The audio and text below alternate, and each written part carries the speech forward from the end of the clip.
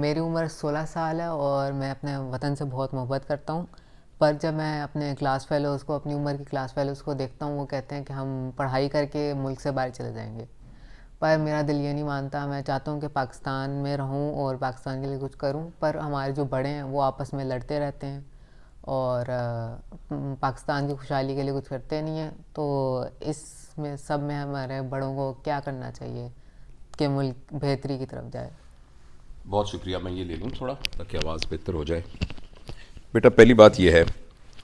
کہ ایک تو میں نا آپ سے بہت شرمندہ ہوں، اور اس حد تک شرمندہ ہوں کہ میں اس بات میں کوئی آر نہیں سمجھتا کہ میں آپ سے معافی مانگوں. آپ سے مراد میں اور آپ نہیں ہے. آپ سے مراد یہ ہے کہ آپ کی جنریشن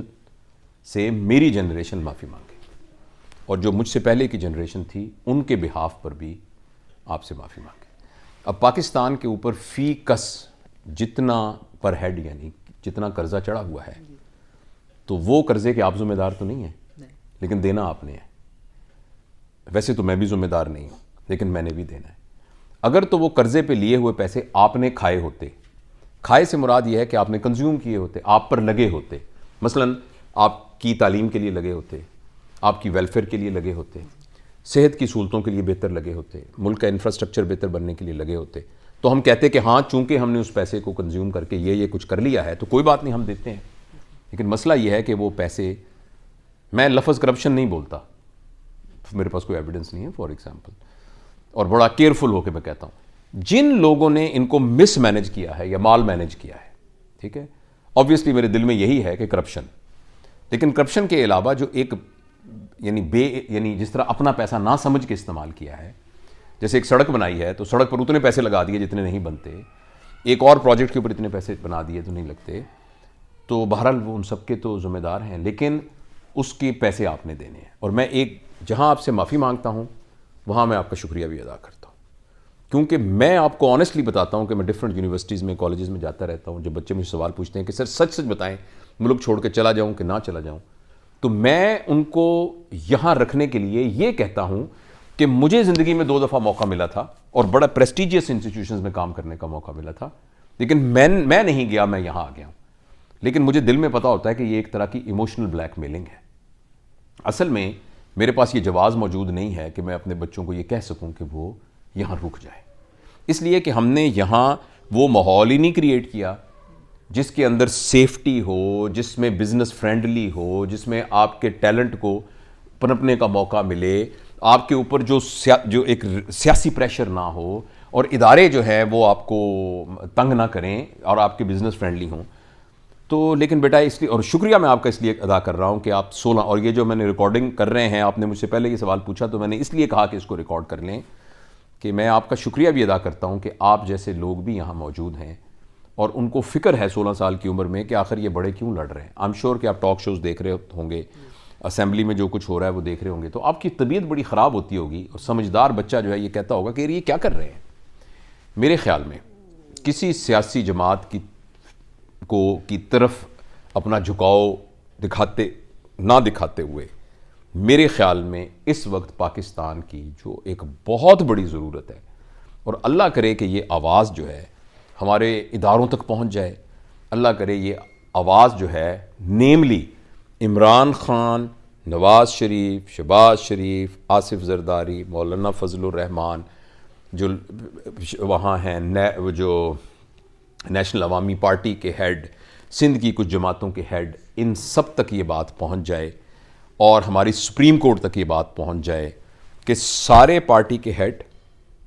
اپنی تمام ڈفرینسز کے ساتھ ان کو الگ رکھتے ہوئے ایک ٹیبل پر پہنچیں، اور کوئی بندہ اس کو میڈیٹ کرے. میرے خیال میں بیسٹ بندہ اس کو میڈیٹ کرنے والا جو ہے وہ سپریم کورٹ کے چیف جسٹس ہیں. پریزیڈنٹ آف پاکستان بھی اس کو میڈیٹ کر سکتے ہیں، اور اب یہ بات کوئی ڈھکی چھپی نہیں ہے، ہم اوپنلی بھی کہہ سکتے ہیں، چیف آف آرمی سٹاف بھی اس کو میڈیٹ کر سکتے ہیں. تو کوئی بھی پریفریبل سیویلین اداروں کے ہیڈ، صدر پاکستان اس کو میڈیٹ کریں، یہ سب لوگ بیٹھ جائیں، اور بیٹھ کے پاکستان کے جو موٹے 5-6 پرابلمز ہیں، ہو سکتا ہے جو لسٹ میں دوں وہ مکمل لسٹ نہ ہو، لیکن یہ بیٹھ کے اس کو چارٹ آؤٹ کر سکتے ہیں. سب سے بڑا مسئلہ اس وقت فائنینشیل مسئلہ ہے. ہم نے قرضہ کتنے بلین ڈالر ہم نے جولائی جون تک اس کو ارینج کرنا ہے. تو ہم نے اپنے فائنینشیل مسئلے کو شارٹ ٹرم کیسے حل کرنا ہے, میڈیم ٹرم کیسے حل کرنا ہے, لانگ ٹرم کیسے حل کرنا ہے. دوسرا ہمارا مسئلہ اس کے ساتھ ہمارا صحت کا مسئلہ ہے. ہماری آبادی بہت شدت سے بڑھ رہی ہے, ہمارا پاپولیشن کنٹرول کوئی نہیں ہے, ہمارا انفنٹ مورٹیلٹی ریٹ جو ہے وہ بہت ہائی ہے, میٹرنل مورٹیلٹی ریٹ بہت ہائی ہے, بیسک پریونٹیو سائٹ کے اوپر حالات بڑے خراب ہیں. اور دوسرا ہم نے میں کسی پولیٹیکل اس میں نہیں جاتا, مجھے اس کی سمجھ نہیں ہے, مگر 18ویں ترمیم کے بعد ہیلتھ اور ایجوکیشن یہ صوبائی معاملات ہو گئے ہیں, اور ہمارے بعض صوبوں میں ہیلتھ اور ایجوکیشن کا بہت برا حال ہے, شدید برا حال ہے. آپ کسی دیہات میں جا کے جو بنیادی مرکزی صحت کو دیکھیں اور یا وہاں جا کے آپ پرائمری اسکول کو دیکھیں, بہت برا حال ہے, بہت پریشانی کا, جنہوں نے اگلی نیشن بنانی ہے. تو پہلا فائنینشیل مسئلہ ہے, دوسرا ہماری صحت کا مسئلہ ہے, تیسرا ہمارا ایجوکیشن کا مسئلہ ہے. اچھا, ایجوکیشن کے مسئلے کے علاوہ پھر فرض کریں ہمارے انفراسٹرکچر کے اندر ہماری روڈز کی ڈیولپمنٹ کا مسئلہ ہے, موٹر ویز کون سے بننے ہیں, سڑکیں کون سی بنی, پانی کا بہت بڑا مسئلہ ہے, پانی کو کیسے مینیج کریں گے ہم, یعنی ڈیم سے متعلق, نہروں کے نظام کے متعلق جو ہم نے ساتھ والے ملک کے ساتھ جو ایک فورن ایک نیگوشیشن کرنی ہے, کیونکہ ڈیپینڈنٹ ہیں ہم ان کے اوپر پانی, اس کا ماحولیات کے لیے ہم نے کیا کرنا ہے. یہ 5 باتیں ہو گئیں. اور اس کے علاوہ ایک بہت ایشو یہ ہے کہ یہ جو ہم اکاؤنٹیبلٹی کرتے ہیں, اس سلسلے میں کوئی کنسنسس نہیں ہے. تو اکاؤنٹیبلٹی کیسے ہوگی؟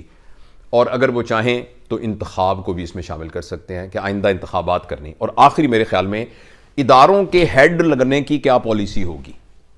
سپریم کورٹ کے جج لگنے کی کیا پالیسی ہوگی, چیف آف آرمی سٹاف کے لگنے کی کیا پالیسی ہوگی, واپڈا کا چیئرمین لگنے کی کیا پالیسی ہوگی. اور وہ سیٹ ایک دن بھی خالی نہیں ہوگی, اور اس سے پہلے 3-4 مہینے پہلے فیصلہ ہو جائے گا, اور 3-4 مہینے پہلے وہ ایک اس کے ساتھ شیڈو کام کریں گے تاکہ وہ ایکسپیرینس حاصل کریں. ٹھیک ہے, ان ساری چیزوں پر بیٹھ کر کوئی گارنٹر درمیان میں ہو اور اگلے 20 سال کے لیے ایک پالیسی بنا لی جائے, چاہے اس پہ ہفتہ لگے, مہینہ لگے, ہوم ورک کریں. اس دوران میں وہ اپنے خدا کے لیے, ملک کی خاطر, خدا کے لیے اس بچے کی خاطر, اور اس جیسے اور بچوں کی خاطر, اور ان بچوں کی خاطر جو ابھی پیدا نہیں ہوئے اور اس دنیا میں آنے آنکھ کھولنے والی, خدا کے لیے اس بچے کے مستقبل کی خاطر سارے لوگ اس پہ بیٹھ کر اگلے 20 سال کے لیے ایک کنسسٹنٹ پالیسی بنا لیں. اگر اورنج ٹرین بنانی ہے تو وہ 20 سال کا پتہ ہونا چاہیے بنانی ہے کہ نہیں بنانی, موٹر وے بنانے ہیں تو پتہ ہونا چاہیے, ڈیمز کون سے بنانے ہیں پتہ ہونا چاہیے, اسکولوں میں کون سا نظام لگانا ہے پتہ ہونا چاہیے, میڈیکل کالج میں داخلے کے لیے کیا. تو اس کی ایک ڈاکومنٹ تیار کر لیں, اس کی کے گارنٹر جو ہیں وہ پریزیڈنٹ آف پاکستان ہوں, اس کے گارنٹر سپریم کورٹ کا ادارہ ہو, اور جو ہمارے اور عسکری ادارے ہیں وہ بھی بیچ میں ہو سکتے ہیں. تو اس کے بعد اب سب طے کر لیں کہ یہ چاہے جس کی بھی حکومت آئے, جس پارٹی کی بھی حکومت آئے, اگلے 20 سال تک ان کو نہیں چھیڑا جائے گا. میں آپ کو یقین دلاتا ہوں کنسسٹنسی آف پالیسیز اگر آپ کریں گے تو یہ اٹریکٹیو ملک بن جائے گا فورن انویسٹمنٹ کے لیے, یہ اٹریکٹیو ملک بن جائے گا ان بچوں کے لیے یہاں سے نہ جانے کے لیے. خدا کے لیے برین ڈرین ہو رہا ہے. آپ پورے سٹیٹسٹکس دیکھ, مجھ سے بہتر آپ جانتے ہوں گے, آپ دیکھ لیجئے کہ کتنے لوگ کینیڈا جا رہے ہیں, کتنے لوگ جو ہیں یو کے شفٹ ہو رہے ہیں, کتنے لوگ آسٹریلیا شفٹ ہو رہے ہیں, کتنے لوگ امریکہ جا رہے ہیں, کتنے لوگ ایون باکو جا رہے ہیں, اور ملکوں کے اندر روزانہ کے بنیاد کے اوپر شفٹ ہو رہے ہیں. اور یہ ہم بالکل بانجھ ہو جائیں گے, بالکل ہم بنجر ہو جائیں گے اگر ہمارے شاہ دماغ یہاں سے چلے گئے. تو اس لیے بیٹا بات تو میں آپ سے کر رہا ہوں, آکھاں تی نوں تے سناواں نو نوں پنجابی میں کہتے ہیں. تو لیکن میں اپنے ان بڑوں سے بات کر کے کہہ رہا ہوں کہ خدا کے لیے کنسسٹنسی آف پالیسی کے لیے اپنے ڈفرینسز کو چھوڑ کر ایک ٹیبل پر بیٹھ جائیے. باقی لڑتے رہیں, آپ اپنے سیاسی میدان میں جو لڑائی آپ نے کرنی ہے آپ لڑائی کرتے رہیں. ان چیزوں کے بارے میں ایک جنرل کنسنسس بنا لیں, اور اس کے بعد جس کی حکومت آئے وہ ان کو کرے. ٹھیک ہے بیٹا مت جانا, ہمیں چھوڑ کے مت جانا. انشاءاللہ تم یہاں رہو گے.